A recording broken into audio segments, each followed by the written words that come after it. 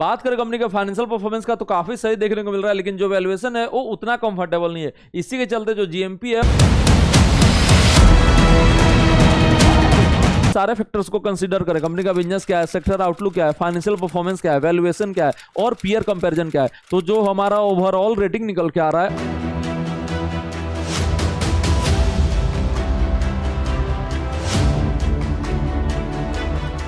Welcome to our channel CA Abhay, जहां stock market सीखना काफी आसान और मजेदार है। आज हम लोग डिस्कस करने जा रहे हैं एक एसएमई आईपीओ उमिया मोबाइल का। ये आईपीओ ओपन होने जा रहा है 28 जुलाई को और ओपन रहेगा 30 जुलाई तक। इसका जो अलॉटमेंट आउट होगा वो 31 जुलाई को होगा और लिस्टिंग होने वाला बीएसई के एसएमई प्लेटफॉर्म पे 4 अगस्त को। आईपीओ का प्राइस बैंड सेट किया है 66 पर इक्विटी शेयर और यहां पर जो मार्केट कैपिटलाइजेशन होने जा रहा है वो आपका 93 करोड़ होने जा रहा है। लॉट साइज 2000 शेयर्स का है, मतलब इंडिविजुअल इन्वेस्टर्स को मिनिमम इन्वेस्ट करना पड़ेगा 2 लॉट और अमाउंट हो जाएगा 2,64,000 रुपया। कंपनी आईपीओ के जरिए रेज करने वाला 24 करोड़ और इस पैसे का इस्तेमाल होगा आपका डेट का रिपेमेंट करने के लिए। बात करें कंपनी के बिजनेस का तो मल्टी ब्रांड रिटेल सेक्टर में काम करता है और इसका स्पेशलाइजेशन जो है वो स्मार्टफोन्स हो गया, मोबाइल एक्सेसरीज हो गया और कंज्यूमर ड्यूरेबल इलेक्ट्रॉनिक्स हो गया। कंपनी जो है ऑफर करता है कौन कौन सा ब्रांड, तो आपका एप्पल हो गया, सैमसंग हो गया, Realme, Xiaomi, Oppo, Vivo, Motorola, Google pixel और इन्फिनिक्स। उसके बाद से इलेक्ट्रॉनिक्स में कौन कौन हो गया, तो स्मार्ट टीवी हो गया, एयर कंडीशनर हो गया, रेफ्रिजरेटर्स हो गया, कूलर्स हो गया। किस किस ब्रांड का, तो सोनी, एलजी, पैनासोनिक और गोदरेज।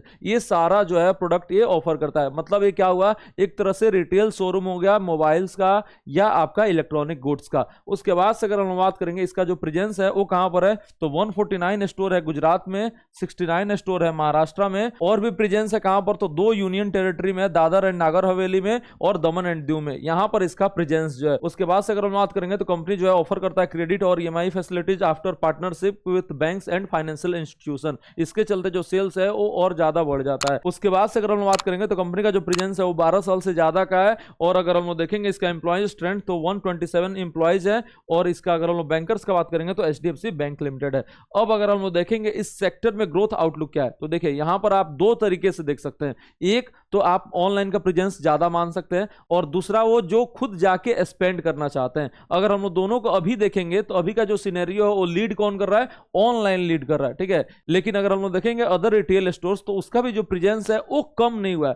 ऑनलाइन जरूर डेंट कर रहा है लेकिन इसका प्रेजेंस जो है वो अभी खत्म नहीं हुआ है और यही देख सकते हैं इसके फाइनेंशियल परफॉर्मेंस में भी। बात करें कंपनी का फाइनेंशियल परफॉर्मेंस का तो काफी सही देखने को मिल रहा है, लेकिन जो वैल्यूएशन है वो उतना कंफर्टेबल नहीं है। इसी के चलते जो जीएमपी है वो 0% देखने को मिल रहा है। अभी चांसेस है कि जीएमपी आगे चल के बढ़ भी सकता है। रीजन क्या होगा वो भी मैं आगे चल के बताऊंगा। अगर आप देखेंगे रेवेन्यू तो अभी आपका 333 करोड़ का रेवेन्यू 2023 में था, वो बढ़कर हो गया 451 करोड़, उसके बाद से 601 करोड़ का। तो यहां पर आपको रेवेन्यू में काफी अच्छा खासा जंप देखने को मिल रहा है। और इसका अगर हम लोग प्रॉफिट का बात करेंगे तो 18 लाख का प्रॉफिट था, वो 2.3 करोड़ का प्रॉफिट हो गया, देन आपका 5.66 करोड़ का प्रॉफिट हो गया। तो फाइनेंशियल परफॉर्मेंस जो है वो काफी सही है और इसी के चलते चांसेस क्या है कि आगे चल के जीएमपी जो है वो बढ़ सकता है।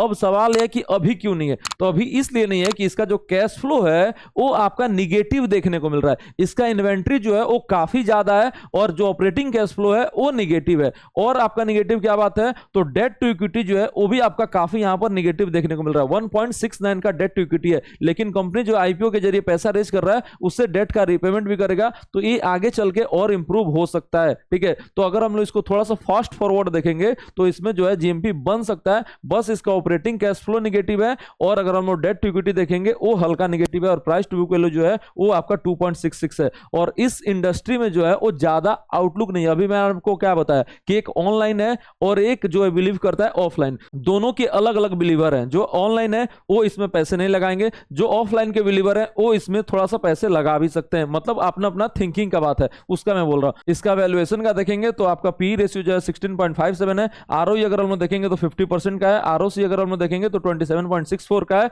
और रिटर्न ऑन नेटवर्थ का बात करेंगे तो वो भी 40% के आसपास है। तो यहां पर जो बाकी रेशियोज है वो काफी सही है। एक ही दिक्कत आपको मैं बता दिया, डेट टू इक्विटी और आपका कैश बैलेंस। उसके बाद से अगर हम देखेंगे रिजर्व एंड सरप्लस तो ये भी आपका यहां पर घट रहा है, ये थोड़ा सा निगेटिव हो गया। तो ये कुछ निगेटिव है, इसी के चलते अभी जो जीएमपी है 0 है। लेकिन देखते हैं आईपीओ खोलता है कैसा रेस्पॉन्स मिलता है, अच्छा मिलता है या खराब मिलता है, जीएमपी बढ़ता है या घटता है। आपको सबसे पहले कहां पर पता चलेगा, तो हमारे यूट्यूब चैनल पे और फाइनेंस फाइनेंस साथी की वेबसाइट पे आप लाइव देख सकते हैं। उसके बाद से देखें तो कंपनी का अपने पीयर्स के मुकाबले जो परफॉर्मेंस है वो भी काफी अच्छा देखने को मिल रहा है। अगर हम देखेंगे इसके पीयर्स हो गया भाटिया कम्युनिकेशन, उसके बाद से फोन बॉक्स हो गया, जय जलराम हो गया, उसके कंपेरिजन में अगर हम लोग आरओसी देखेंगे तो सबसे हाईएस्ट इसी का है, आरओई अगर हम देखेंगे तो सबसे हाईएस्ट इसी का है, पी रेशियो अगर हम देखेंगे तो सबसे कम इसी का है, प्राइस टू बुक वैल्यू अगर हम देखेंगे तो इसका 2.66 है, इसका 3.20 है, इसका 2.82 है, इसका 2.22 है। डेट टू इक्विटी अगर हम देखेंगे तो सबसे ज्यादा जो इसी का है यही आपका सबसे मेजर नेगेटिव है। और रिटर्न ऑन नेटवर्थ का बात करेंगे तो सबसे हाईएस्ट जो है वो इसी का देखने को मिल रहा है।